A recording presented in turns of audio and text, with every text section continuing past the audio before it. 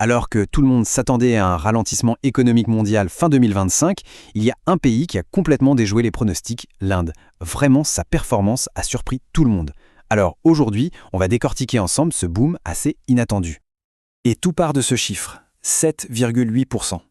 C'est la croissance du PIB indien pour le premier trimestre de l'année fiscale 2026. Pour se rendre compte, c'est tout simplement son rythme le plus rapide depuis plus d'un an. Un chiffre impressionnant vraiment. La question évidemment c'est comment ont-ils fait? Surtout avec un contexte mondial aussi compliqué. C'est exactement ce qu'on va creuser. On va aller voir ce qui se cache vraiment derrière cette croissance surprise. Allez, on rentre dans le vif du sujet, et pour comprendre, il faut d'abord regarder ce qui se passe à l'intérieur du pays. Parce que le premier secret de ce succès, c'est sa demande intérieure. C'est elle le vrai moteur, et les chiffres parlent d'eux-mêmes. Il suffit de jeter un œil à ces chiffres pour voir que la croissance est vraiment généralisée. Ce n'est pas juste un secteur qui tire tout le reste. L'industrie, la construction, les services, tout tourne à plein régime. Surtout, ce quasi 10% dans la construction, waouh! Ça montre bien qu'il y a des investissements massifs qui sont en train d'être faits dans les infrastructures du pays. Mais si on creuse encore un peu, le cœur du réacteur, c'est vraiment la consommation des ménages. Et c'est là qu'on a une vraie surprise. Regardez, la consommation dans les zones rurales a fait un bond spectaculaire. Elle a même dépassé celle des villes. C'est un signe super important. Ça veut dire que la reprise économique n'est pas juste concentrée dans les grandes métropoles, elle touche vraiment tout le pays. Et pour illustrer cette bonne santé dans les campagnes, il y a un chiffre qui est juste incroyable. 105 000. C'est le nombre de tracteurs qui ont été vendus en un seul mois, en septembre. C'est un record. Et bien sûr, ce n'est pas juste un achat, c'est un vrai signe de confiance des agriculteurs dans l'avenir. Et attention, ça ne veut pas dire que les villes sont à la traîne, loin de là. Tenez, pendant les 11 premiers jours des grandes festivités de fin d'année, les ventes en ligne ont bondi de 20% en valeur. Ça nous montre deux choses, une demande urbaine toujours très forte et une digitalisation de l'économie qui s'accélère. Bon, on a parlé de la croissance, mais il y a un deuxième exploit tout aussi impressionnant, la maîtrise de l'inflation. C'est simple, pendant que la plupart des grandes économies se battaient pour calmer la hausse des prix, l'Inde, elle, a réussi un coup de maître. Regardez-moi ce chiffre. En septembre 2025, l'inflation est tombée à 1,5%. C'est juste incroyablement bas. Pour rappel, l'objectif de la Banque centrale indienne, c'est 4%. On est donc très en dessous. C'est l'un des niveaux les plus bas qu'on ait vus depuis des années. Et pour bien mesurer à quel point c'est une performance, il faut comparer. Au même moment, les États-Unis, l'Europe, tout le monde luttait encore avec une inflation bien au-dessus de leurs objectifs, une inflation qui ne voulait pas baisser. Donc oui, ce que l'Inde a réussi à faire, c'est vraiment l'exception qui confirme la règle. Alors attention, il y a une petite subtilité. Quand on regarde ce qu'on appelle l'inflation sous-jacente, c'est-à-dire sans les prix de l'énergie et de l'alimentation qui bougent tout le temps, elle reste assez solide à 4,3%. Et ça, paradoxalement, c'est une très bonne nouvelle. Ça veut dire que la demande de fonds est saine et robuste, sans pour autant que l'économie soit en surchauffe. C'est un équilibre parfait en fait.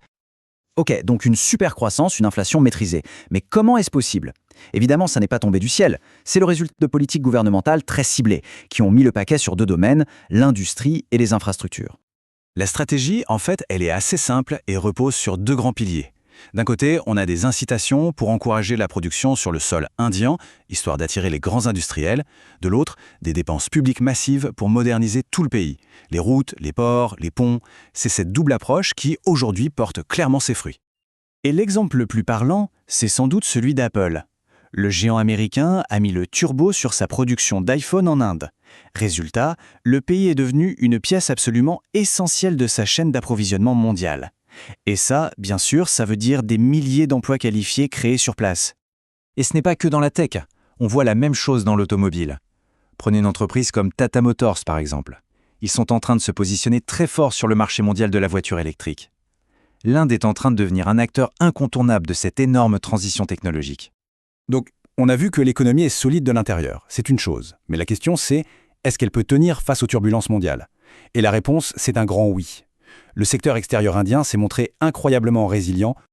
Et si on veut un chiffre pour symboliser cette solidité, le voilà, plus de 702 milliards de dollars. C'est le montant des réserves de change du pays en octobre 2025. On parle là d'un matelas de sécurité absolument énorme. Pour que ce chiffre soit plus parlant, imaginez un peu, ça veut dire que l'Inde a assez de réserves pour couvrir plus de 11 mois de ses importations, même si, du jour au lendemain, elle n'exportait plus rien du tout. C'est un bouclier financier extrêmement puissant qui envoie un signal de stabilité très fort aux marchés internationaux. Et ce n'est pas tout. Ce que l'Inde exporte est en train de changer. On passe de produits de base à des biens avec une bien plus forte valeur ajoutée. Regardez, de l'ingénierie, de l'électronique, des produits pharmaceutiques. Bref, pour le dire simplement, le pays est en train de monter en gamme sur la scène mondiale. Bon, on a bien compris d'où vient ce boom économique. Mais la question à $1 million, c'est est-ce que c'est parti pour durer? Alors jetons un œil aux perspectives. Les prévisions pour le reste de l'année fiscale sont, disons-le, toujours très solides. Oui, on s'attend à un léger ralentissement par rapport au premier trimestre qui était vraiment exceptionnel, mais la croissance devrait se maintenir bien au-dessus de la barre des 6,5%, voire proche de 7%, ce qui reste, soyons clairs, absolument remarquable. Alors, sur quoi va reposer la croissance dans les mois à venir? Eh bien, la recette semble assez claire. Il va falloir continuer de s'appuyer sur la reprise rurale, maintenir le rythme des dépenses du gouvernement et bien sûr compter sur la dynamique du secteur manufacturier et la résilience des services. Et au fond, tout se résume peut-être à cette idée, cet équilibre trouvé entre la croissance et la stabilité, ou entre le développement des villes et celui des campagnes. Tout ça, ça montre une économie qui atteint un nouveau stade de maturité. Ce n'est plus seulement une question de croissance à tout prix, mais de croissance équilibrée et durable. Ce qui nous amène à la question finale. Est-ce qu'on est face à un simple sursaut, un coup de chance lié à des facteurs temporaires, ou est-ce que l'Inde est en train d'établir une nouvelle norme de performance économique pour elle-même? La réponse à cette question, eh bien, elle va tout simplement définir sa place dans le monde pour les 10 prochaines années.